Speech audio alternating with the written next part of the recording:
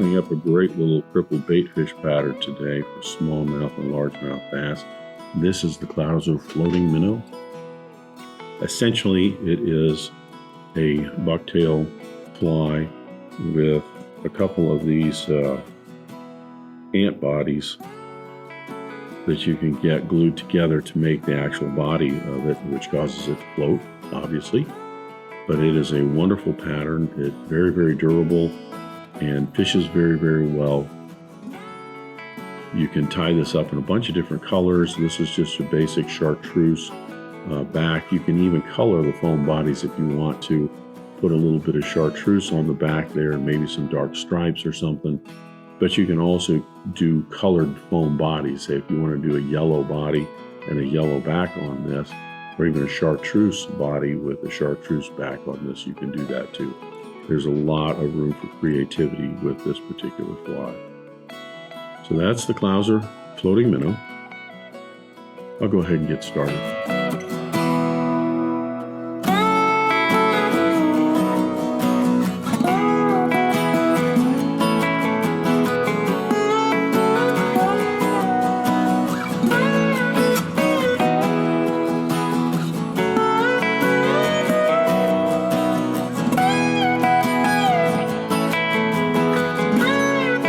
Start the Clouser Floating Minnow with my hooking device. This is a Mustad 3366 in a size 2. The reason I'm using a size 2 is these bodies that we're using here are what are called a spider body. They are from the Wapsi fly tying company. If you look in their catalog, the biggest one they have is number 4. So this size 2 hook is appropriate for this size body.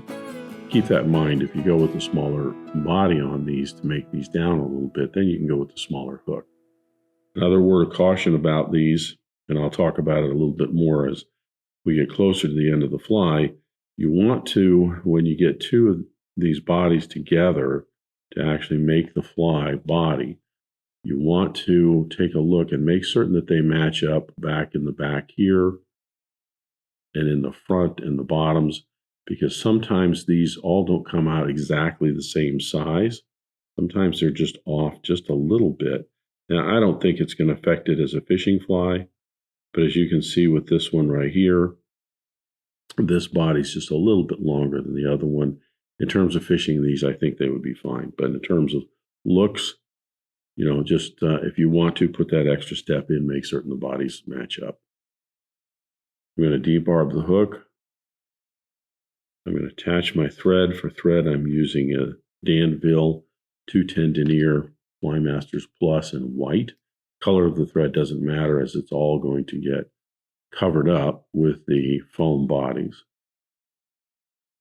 I'm going to attach my thread about an eye length behind the eye of the hook, and I'm going to run it down to about 2/3, maybe just in front of the point of the hook. It does not have to be all the way down at the end of the shank. With my thread secured, I'm going to tie in my first material, which is some red crystal flash. For this, I'm using some flash accent it's a Flashaboo flash accent in red. It is important on this particular pattern, the first flash accent you're putting in is red, because this will give the look of some gills. It's a little red hot spot like some gills or something right at the base of the body. We're going to tie that in, move our thread forward right up to the very end of that. I'm going to trim the crystal flash maybe about from the bend of the hook, about half a shank length or so past. It doesn't have to be too long. You'll see when the resulting fly is done, this will just all be together right under here. And as the fly is fished, it just looks like a gill flash or something.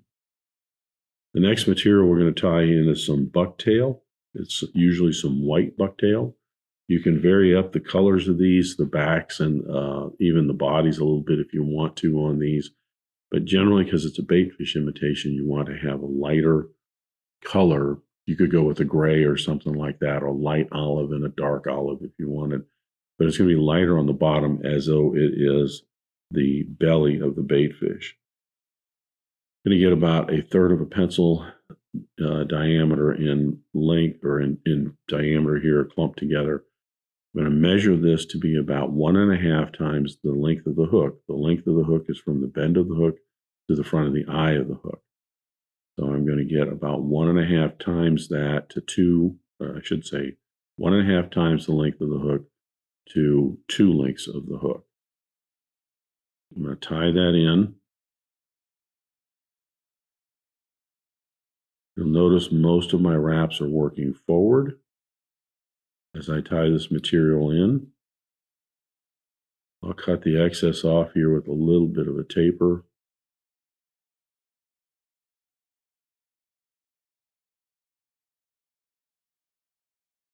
That gives us our belly.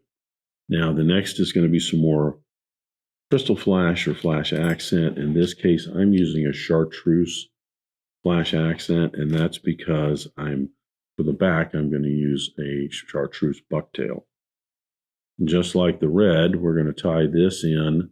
I want to have this just a little bit longer than the tail.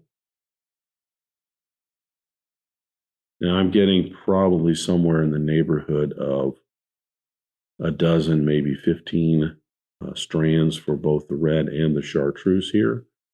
I'm going to fold this back. I'm not wrapping all the way down to where the bucktail was anchored in. I'm keeping right around where the ends of that bucktail was. Now this is going to turn out to be just about the same length. If it's a little bit different, that's fine. I don't like a nice chopped off edge. Having a little bit of these strands being different lengths, I think, is preferable. And if that's too much flash, you could thin that out and have just a little bit less. Now with my thread right in front of where that flash ended, I'm going to tie in the back bucktail. And again, I'm using just a fluorescent Chartreuse for this. Same amount as the belly. I'm going to tie this in at least the length of the belly, if not a little bit longer. I'm going to anchor this down and cut away the excess.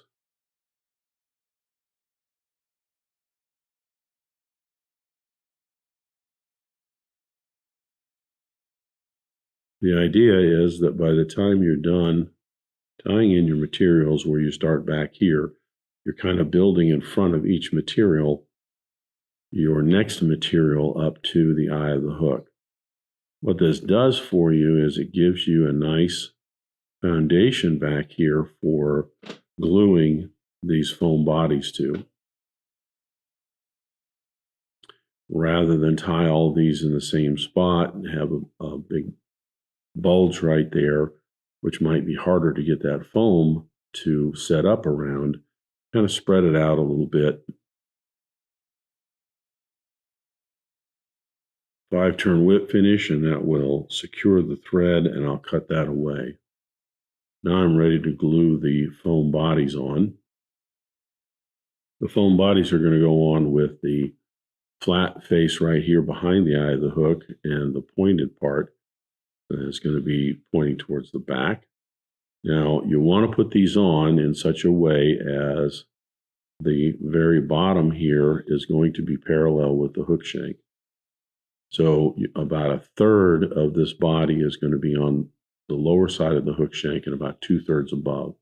Another way to look at it is you're going to have the flat part right behind the eye of the hook, so that'll all be covered up. And then when you get this tied in correctly, generally I have found that, get this placed right, your pointed end right here is going to be somewhere right between the white bucktail and the Chartreuse bucktail. Generally that crystal flash, that green Chartreuse crystal flash, is going to come right out there. It's not imperative that it's exactly like that. It will still cast well and it will still fish well. That's what you want to strive for. So I'm using some Loctite super glue here, and you could use Zap-A-Gap as a common. This is just a regular CA glue, and I'm going to put just a little bead of this glue along the thread wraps right here. I'm not flooding this. So all I'm going to do here is I'm going to put this in on my side where I can see this a little bit better. You can see it a little bit better for the camera, but I'm going to put this on my side so that I have that body right where I want it to be. The other thing is you don't want to put a whole lot of CA glue on there. A lot of times this stuff will ooze out and get on your fingers, and it only takes a few flies to start learning how to moderate and be, less, to put less CA glue on there to get what it is that you want. Less is definitely more when it comes to CA glue in these flies.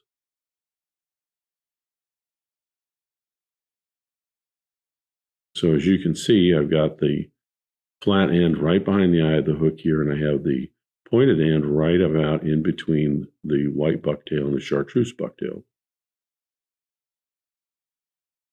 So now I'm going to take just a little bit, and you can do this in multiple different ways. I like to put some right along those thread wraps, like I did before, and I'm going to put just a little bit along the underside of that body right there. Because the first thing I'm going to do is I'm going to match this up, and then I'm going to pinch in the center of the body and the lower portion to glue the lower portion together. You do have a little bit of working time with this, so take your time with it. If you need to, you can pop that back off. Like I said, you want to try and match up the profile on this side to match up the other side. When you got that right, I'm going to squeeze both sides, and pinching that bottom together, I will get the bottom of that body glued and fused together. Another reason for having the body glued on this way so that it's not, you don't have the hook shank running down the center of the foam, is the foam's going to stick more into the gap of the hook right here. If you reduce that, then you reduce your hook setting capability. So by having the foam body here more parallel and the whole foam up this way, you're going to open up the gap of the hook there. Now, as I was saying, you can get a super glue gel. Loctite has a nice super glue gel that has a long cure time, so you can work with it a little bit longer and not feel so rushed. With that glued together, I'm now going to put just a little bit of glue in this crack. Again, a little goes a long way. You do not want to put a lot in there because it can squeeze out on your fingers. If it does, you'll want to remove your fingers as quick as possible. You can also, if you want to, take like a pair of tweezers, something like this, and you can use that to squeeze that body together, something like this, and that will hold it, and then you're not getting it on your fingers. And as I said before, it only takes 1 or 2 times for you to get a whole bunch of that on your fingers and get your fingers kind of stuck to the fly for you to start figuring out how to do that without that happening.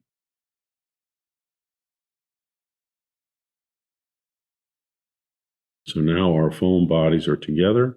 They're pretty much matched up. It's nice and secure in there. You might have noticed that when I did the whip finish earlier, I did not put any head cement on that. That's because all that super glue was going to go in there. The next step is to put some StickOn eyes on this and then some epoxy to coat and protect the head.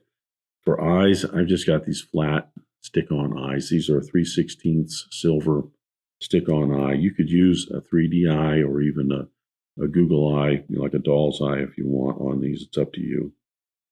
You could paint your own eyes on if you want to. I'm just going to take one eye on the end of my bodkin here, and I'm going to place it maybe about 1/3 of the way down the body. Press and hold that for just a second. It simply has to hold long enough for the epoxy to go over it and set around it. These stick-on eyes actually work fairly good for most things. The problem is that people don't get them on correct.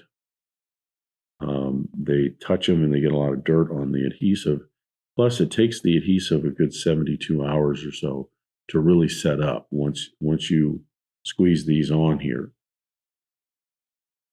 At the same time, even if these things were glued on with super glue, which some people can't do, attach these with, fish are going to knock those off eventually. They're going to come off. Now, does that affect it when you're fishing it? I don't know. I don't think so, because I've fished many flies that have been chewed up and torn up, and for some reason they seem to actually fish better than a brand new fly. Now, for epoxy, there's a couple of different things you can do for the epoxy on this. Traditionally, I should say, Bob Clouser originally tied this. It was using epoxy. Back in the day when he developed this pattern, they didn't have the resins that we have nowadays. You could use a UV resin on this if you want. I have found that they don't stick to the foam too well. They do provide an outer shell, but they'll chip off and peel off fairly quick. I stick with the epoxy. In this case, I'm just using some JB Weld 5-minute epoxy in these tubes. You could get your separate epoxy in 2 separate containers if you want. There's also a 30-minute epoxy, and then there's a 10-hour epoxy. The 10-hour epoxy is usually used for rod wrapping. The thing to keep in mind is the faster the cure time on these, the more brittle the epoxy will be. So this 5-minute epoxy tends to be kind of brittle. The other thing is it will yellow over time. That time period is going to be accelerated if it's in the sun a lot. So if you have it on a fly patch in your boat or something like this, or always out on your vest or something, it will yellow much quicker. Even just sitting in a box never exposed to the sun, after a year or two, it's going to start to yellow. Does that affect the fishability of it? I don't think so, but that's just something to take in consideration. A 30-minute epoxy is less likely to yellow, as well as a 10-hour rod wrapping epoxy. Problem is with those, you have to have a fly turner. You have to have something that you can turn the fly constantly while the epoxy is setting up, because if you don't, then the epoxy is going to droop. Now, we have the advantage that we have a rotary vise, so I can mix this up, and I can just turn this up and down like this in order to keep it from drooping too much. And it will set up fairly quick, so it's not going to be an issue. I'm going to take my equal parts of the epoxy here and stir this up. I've just got this on a little piece of paper, that's all, and I'm using a toothpick. If you're going to do a lot of these, I would recommend getting some disposable paint brushes, little craft paint brushes, because they're going to work a lot better in terms of painting it on than a toothpick. But this works for the purposes of the video. I'm going to put this on starting in the center of the body and just kind of work my way around. It might be on kind of thick right now, and that's fine. We're going to spread it out.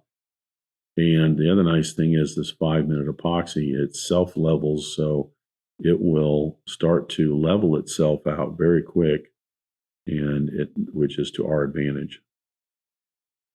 We get this around the middle of the body first. That gives me an idea of just how much epoxy I have on here. And then I can start spreading it out towards the front and the back. One thing I don't want to do is gloop on a whole lot of epoxy and then have it dripping down into the eye or into the bucktail or something like that. I just want to work it out towards the front here and towards the back.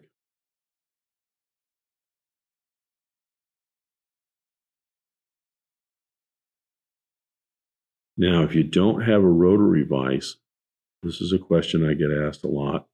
If you don't have a rotary vise, you can still do this. What you're going to do is you're going to get a block of wood, maybe even a book that isn't a hugely important book. in case it gets a little epoxy on it. And you're going to get some clothespins or like some forceps if you have an extra pair of forceps. Then what you're going to do is take the fly out of the vise. You're going to clamp it in the clothespin or the forceps, and holding it in your hand, you're going to, your other hand like I am now, is going to apply the epoxy. Then you can turn it around with your other hand while you're putting this on, get your angles, get it all coated on there right.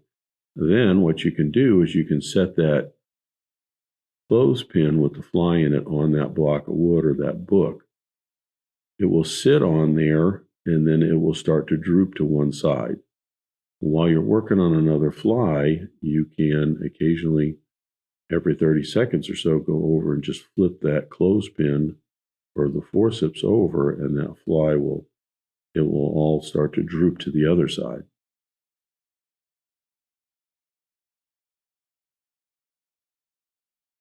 Now also, Bob Clouser liked to put glitter in the flies, in the bodies right here. You can mix your epoxy up in a little cup or even on paper, sprinkle a little bit of glitter in there, and that will get you a nice flashy kind of body. If you want to do that, if you don't want to, that's fine too. One final note, you will get some bubbles in here. I have never found that to be a problem in terms of fishing it, but if you don't like the appearance of that, what you can do is get a heat gun. You just hit a heat gun on the side of this as you're turning it, and it will heat it up enough that those bubbles will rise and pop. Might have to do that once or twice, but if you want to get all those bubbles out. Also with a 30-minute epoxy, you have a little bit more work time, so it's a little easier to do that.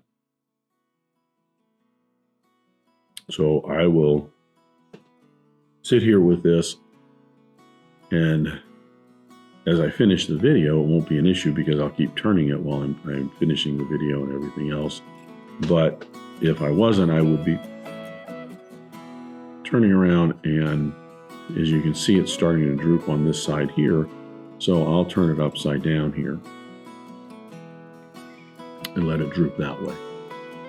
And as long as you're turning it, or as you're just every 30 seconds or so turning it the opposite direction, then it's going to droop the other way, and it'll come out nice and even.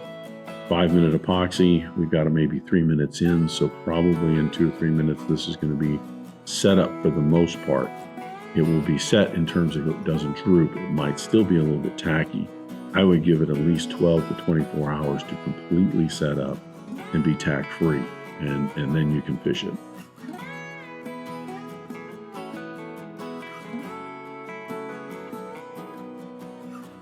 So that's the Clouser Floating Minnow.